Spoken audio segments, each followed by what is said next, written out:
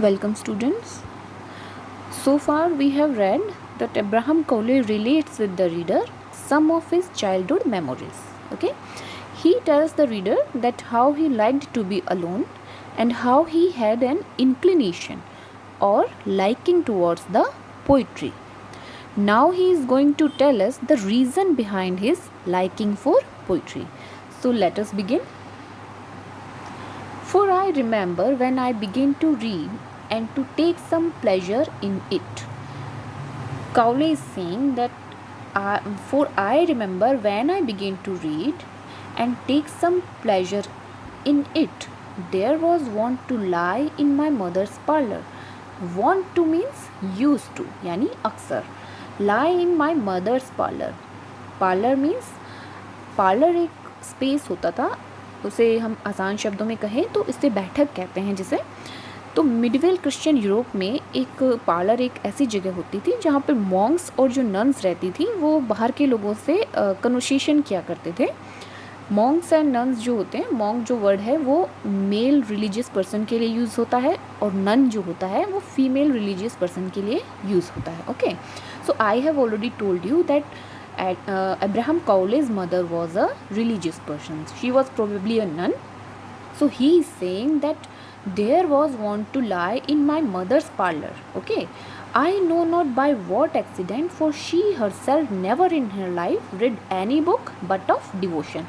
He is saying he used to wonder when Cowley was a child. He used to wonder that why there was Edmund Spenser's work in his mother's parlor. Why? Because his mother was a devotee of God and she was a religious person and she was only interested in religious books. So he used to wonder that why there was Edmund Spenser's work. Edmund Spenser was a poet. Okay, so Cowley कह रहे हैं कि उनकी mother के parlour में उनको अक्सर Edmund Spenser के वर्क दिख जाया करते थे, उनकी बुक्स मिल जाया करती थी. ओके, और उनको इस पर बहुत वंडर फील होता था बिकॉज उनकी मदर एक टोटल डिवोटी ऑफ गॉड थी जो कि रिलीजियस पर्सन थी and she was not at all interested in Edmund Spenser. Okay, this I happened to fall upon and was infinitely delighted with the stories of knights and giants and monsters and brave houses which I found everywhere there. So now Cowley is saying that infinitely means endlessly, यानी बहुत ज़्यादा उन्हें इस चीज़ से वो dilated feel करते थे. He use to feel delighted with the works of Edmund Spenser because his works were full of stories of knights. Knights means योद्धा and giants. Giants means monsters या दैत्य जिसे कहते हैं, and monsters and brave houses. Houses जो है England में राजघरानों के लिए हाउसेस वर्ड यूज़ होता है. For example house of York में भी आपने सुना हो. तो ये जो ब्रेव हाउसेस लिखा है ये उसी रेफरेंस में आया है, राजघरानों के बीच में जो वॉर्स हुआ करते थे उसके लिए. Which I found everywhere there. So Edmund Spenser's works were full of these kinds of things and he started liking all these things. Thou my understanding had little to do with all this.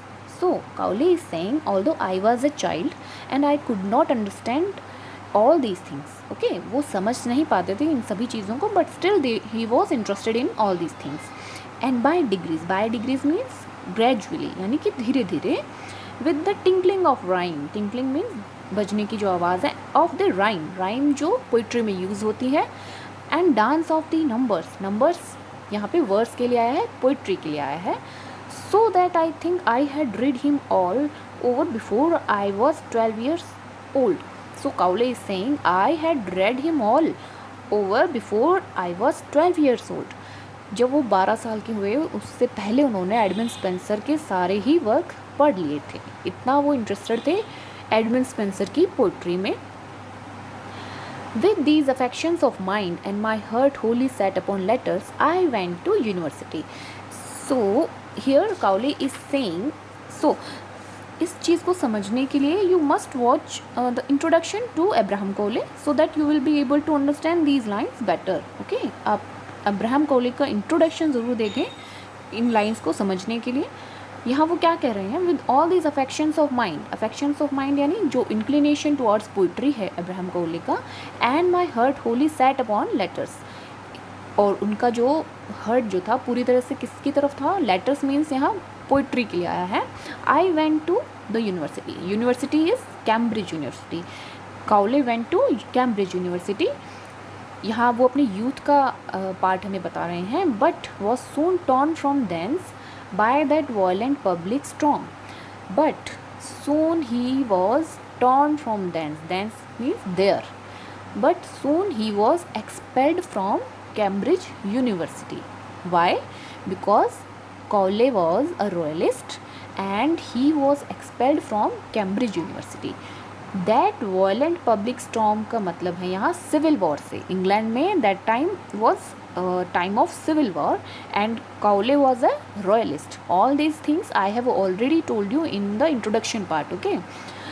But was soon torn from thence by that violent public storm, which would suffer nothing to stand where it did, but rooted up every plant. यहाँ जो plant word है यहाँ people के लिए आया है, लोगों के लिए आया है, ओके? ये जो पब्लिक स्टॉर्म था, जो सिविल वॉर का टाइम था, उसकी वजह से कोई भी चीज़ अपनी जगह से टिक नहीं पाई और उसको रूटेड अप कर दिया गया, यानी कि उसको अपनी जगह से हटा दिया गया था। यहाँ लोगों की बात हो रही है जो प्लांट आया है। आगे वो कह रहे हैं even from the princely cedar to me the hyssop, यहाँ वो अपने आप को किससे कंपेयर कर रहे हैं, हिसप से।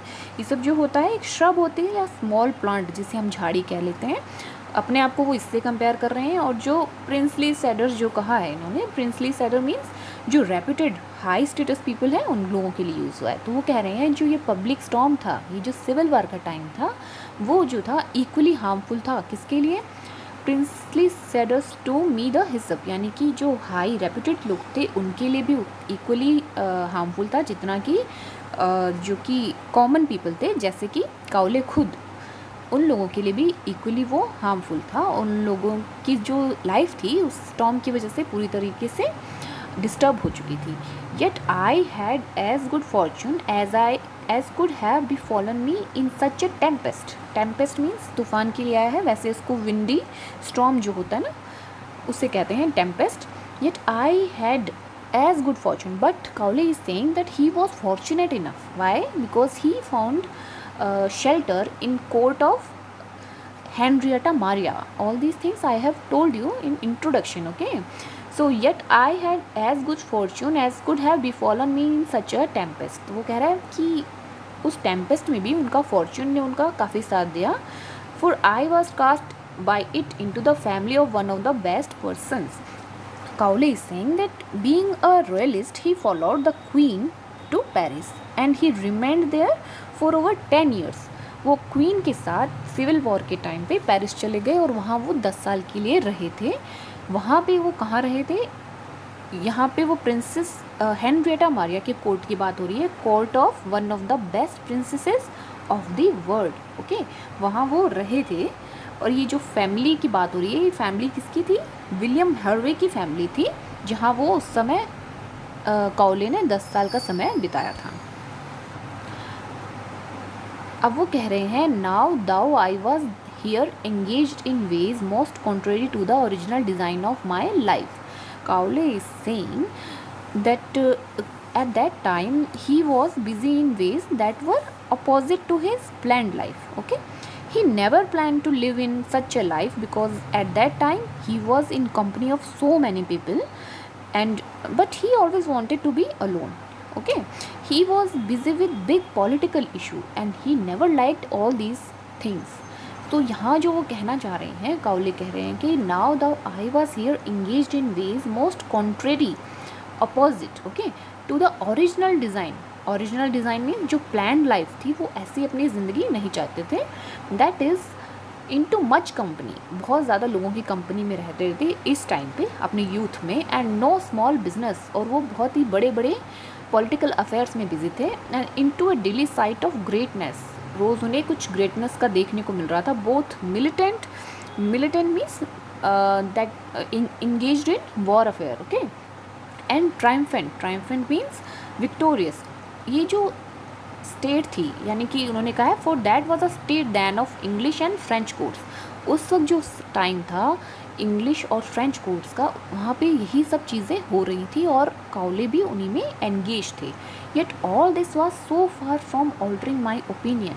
अब वो कह रहे हैं इन सब इंसिडेंट में एंगेज रहते हुए भी, यानी कि वो वॉर अफेयर में बहुत ज़्यादा एंगेज हो चुके थे क्योंकि वो एक रॉयलिस्ट थे, ओके। फिर भी उनका जो ओरिजिनल आइडियाज़ थे, उनका ओपिनियन जो थे किससे रिलेटेड, इंक्लिनेशन टुवर्ड्स पोइट्री, उनका जो ओरिजिनल इंक्लिनेशन था उससे वो अपने आप को ऑल्टर नहीं किया। ऑल्टर यानी चेंज करना।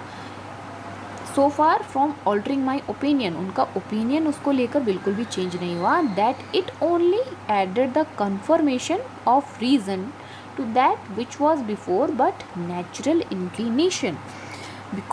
Because of all these situations, Cowley found a reason to follow his inclination towards poetry. Cowley क्या कहते हैं कि ये जो जितना भी पब्लिक अफेयर या पॉलिटिकल इश्यूज़ में इन्वॉल्व हो गए थे, उसकी वजह से उनका इंक्लिनेशन टुवर्ड्स पोइट्री में कोई चेंज नहीं आया।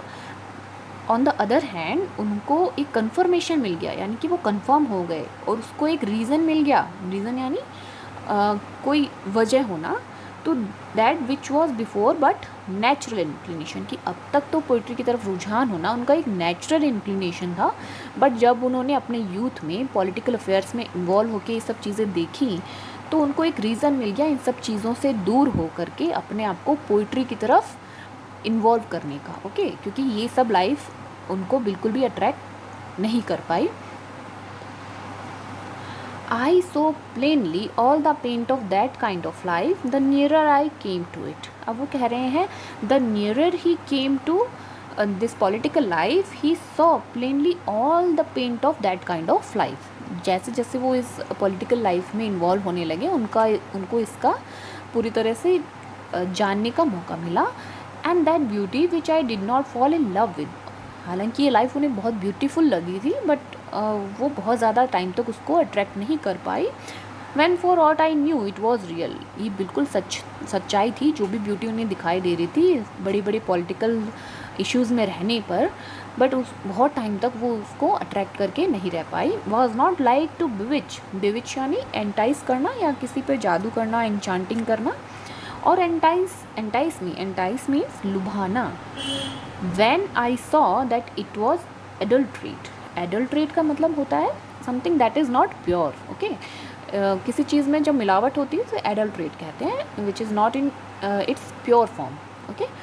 So Cowley is saying that it was real and was not like to bewitch or entice me, that all these political issues could not bewitch me or entice me, and when I saw that it was adulterate, Cowley is saying that soon he found that all this life was adulterate. ये जो जितनी भी life थी ये pure नहीं थी और ये अडल्ट्रेट यानी मिलावटी थी। सो बेसिकली उनका इंक्लिनेशन किसकी तरफ रहा, पोइट्री की तरफ रहा। So that is all for today's lecture. We will continue our essay in our next lecture. Thank you so much for